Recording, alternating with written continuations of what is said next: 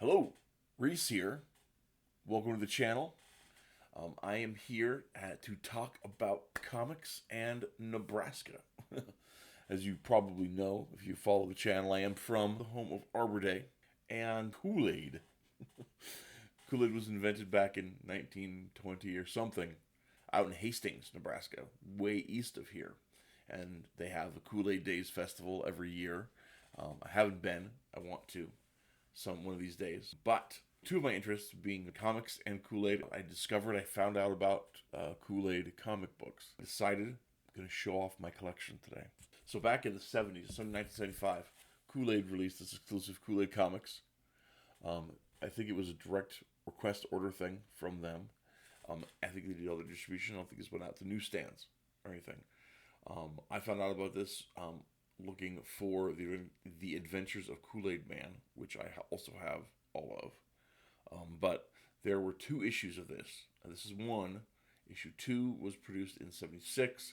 I have never seen a copy of 2 for sale. Now, my Kool-Aid comics collection is only 4 years old.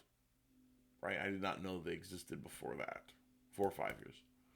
So maybe they're out there. I just haven't seen them yet. But that's the linchpin, the one missing piece of the collection. In like 83 or something, General Mills went into a contract with Marvel Comics to produce their direct Kool-Aid, the Adventures of Kool-Aid Man. It's Kool-Aid Man here versus the enemies in the commercials at the time, the Thirsties, which are some sort of energy-based alien guys. And each of these comics, there are 3. This is 1, 2, 3. They each have 2 stories, a couple of activities, I think, or it's tiny little stuff. They are published by Marvel, contain Marvel references to Marvel canon very, very loosely, like the idea that the Hulk is there, whatever, comparing Kool-Aid Man busting through walls with the Hulk or whatever. I can't remember. It's been a while since I read those ones specifically. This art style is all done in like an Archie house style. The artist was Dan DiCarlo of Archie fame. And very fun stuff. Very fun stuff. Okay. So Marvel did 3 issues, and these were annually, right? They were just a 22-page comic, but it was done annually. In 1987,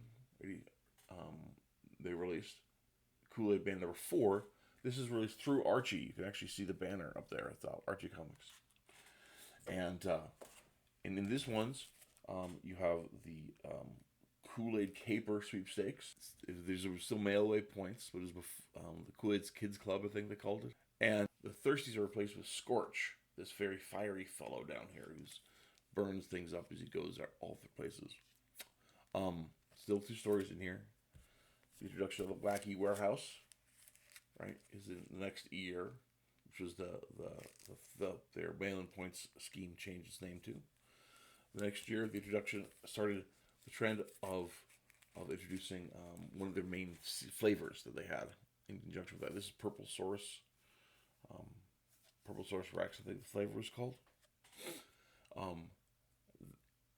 This issue was, and there would also be variants. Sometimes they have like preview ashcan size ones that would print out with just one story.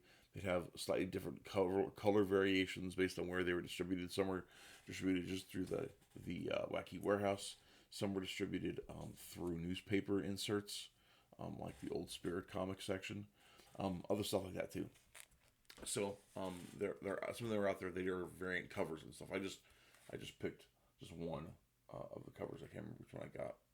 I got probably whatever was cheap because I was more interested in reading them than having a collector's item per se. Now this one is a shift. This is number 7, Sharkleberry Finn.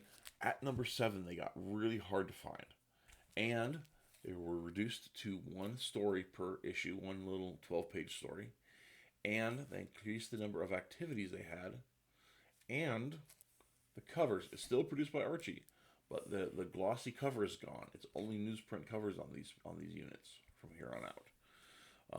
Sharkleberry Finn is actually a fun little nautical adventure in this one.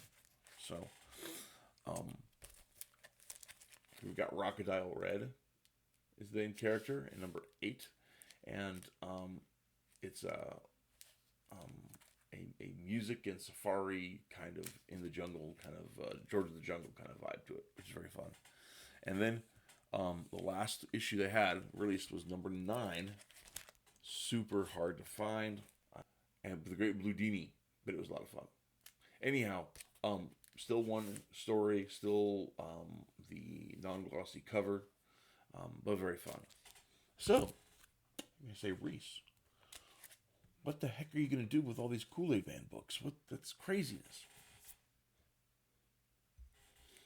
I'm going to read them again. I enjoyed reading them. That's why I bought them, to read. But I am going to go through and catalog the whole thing. There is a very loose continuity, even across the Archie books and the Marvel books. The 70s one is not got Kool-Aid Man as a character. It's just a bunch of gags that involve Kool-Aid. The activities have Kool-Aid Man in them, but not the stories themselves. But yeah, I'm going to go through, catalog it, make some notes about the continuity of it, and I don't know. I don't know if I'll publish an essay on the Ideal Comics site when we get that back in regular operation, or what I'll do with it for sure. I've got some ideas though. I don't even drink Kool-Aid. That's the funny thing. Artificial colors mess with my focus, and I'm scattered enough, so I do not drink Kool-Aid. My wife does. She enjoys it for stuff, but and my kids liked Kool-Aid. They were small and didn't have the same sensitivities that I had. But I don't drink Kool-Aid. That's the funny thing. I just like the meme power and the Nebraska of it all. So even though all the ads came out of Minnesota and Chicago after it was sold up the chain, it's still something very charming, very Nebraska about it. One of these days, one of these summer days, I will make it down to Kool-Aid days, which would be a real kick. Maybe I'll have to live stream it when I do. Anyway, if you guys thought it was fun, holler in the comments section. And, I don't know, give me some ideas about what you would do with a collection of Kool-Aid Man books. We'll talk to you guys later. Oh, and don't forget to come back on Wednesdays for the big show, The Matriarchy. And we'll catch you all next time. Bye.